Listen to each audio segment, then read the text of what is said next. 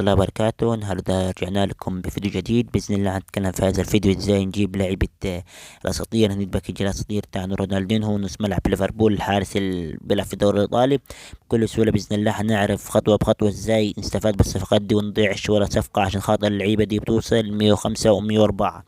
يلا بينا يا شباب نعرف التفاصيل خطوة بخطوة. أول حاجة صديقي، هذا الباكج نزل يوم الخميس اللي فات، فاللعيبة دي انتي ليها وقت محدد تمشي فيه. الوقت المحدد بإذن الله هتمشي فيه يوم الخميس القادم بإذن الله. طب ازاي يا عم اسلام عايزين نضيع ولا صفقة؟ دي نيت استعداد لحملة المليار. هنضيع شو صفقة ازاي يا عم اسلام؟ اول حاجة يا صديقي، لو بتسجل دخول من يوم الخميس اللي فات الوقت اللي نزل فيه هذا الباكيج، هتاخد كل، مش هتضيع ولا صفقة. ليه دلوقتي انا من الخميس اللي فات لي 3 ايام دلوقتي عشان بسجل كل يوم ادونا 3 صفقات.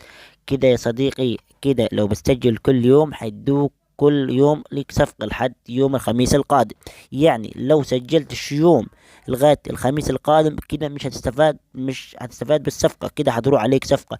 مثلا هسجل بينهم من بعديه كده هتجيك الصفقة. يعني لو تسجل كل يوم لحد الخميس القادم بإذن الله تسجيل دخول فقط، كده بإذن الله هتجيك الصفقات مكتملة.